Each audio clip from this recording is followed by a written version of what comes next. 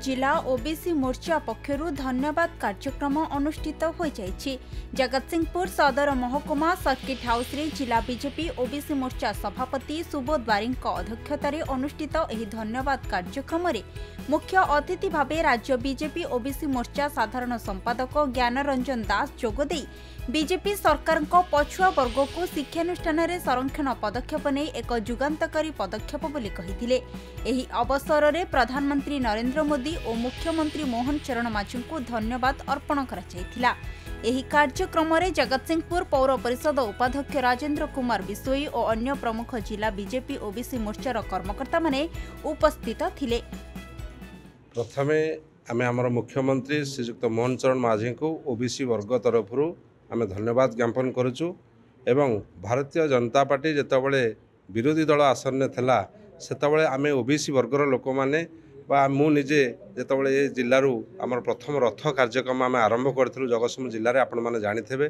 सारा जगतसिंहपुर जिल्ला रे बुलिवा संगे सारा ओडिसा रे मध्य घरे घरे बुली आमे ओबीसी मानकर संरक्षण पई आमे दाबी करथिलु। सेही टाइम रे पंचायत इलेक्शन बेले जतले ओबीसी मानकर संरक्षण थला ताकू आमर विगत दिन जो सरकार थला बीजेडी सरकार पंचायत रे मध्य ओबीसी मानकर संरक्षण उठै देई ताकू जनरल कर देथिले।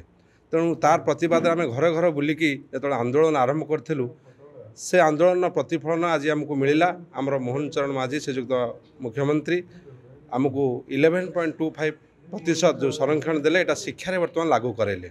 एटा गोटे संरक्षण आगुकू बा ओबीसी मानकर हक पाई ये द्वार मुह वर्तमान खोलिला।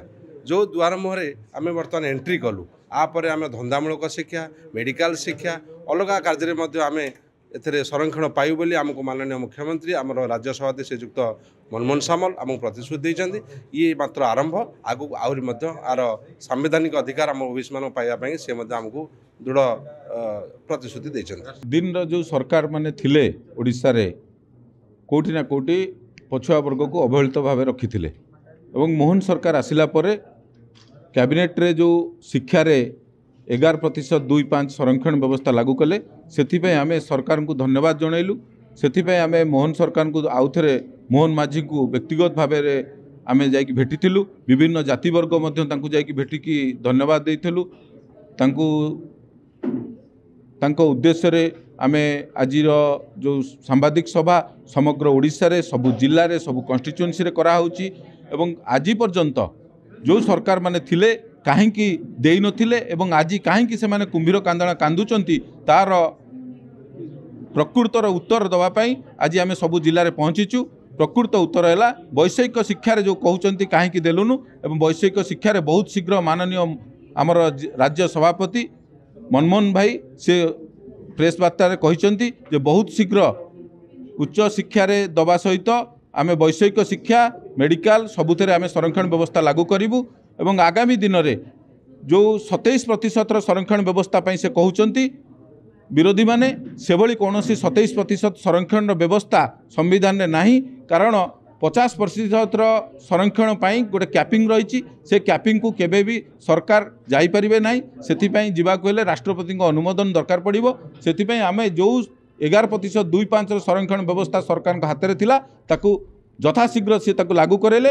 आगामी दिन में ओबीसी वर्गों जहाँ जहाँ आम दाबी करूँ से समस्त तथ्य सरकार लागू करेबे बोली मोर आशा एवं मु भारतीय जनता पार्टी कार्यकर्ता हिसाब से मु आपन को जनाऊँगी जे आम दीर्घ दिन लड़ई गत विगत सरकार अमल गाँ गाँ बुलिकी आम करूँ एवं आमे कहितलु गाँ गाँ रे जे आम सरकार आसिले निश्चित ओबीसी को कथा सुनिबो एवं ओबीसी वर्गंकर जहाँ मांग अच्छी सबू मांग को पूरण करा जिवो बोली कहितलु। जहाँ मोहन सरकार कहितले कथा देई कथा रखिले। जगतसिंहपुर उमाकांत पात्रंक रिपोर्ट खबर ओडिशा।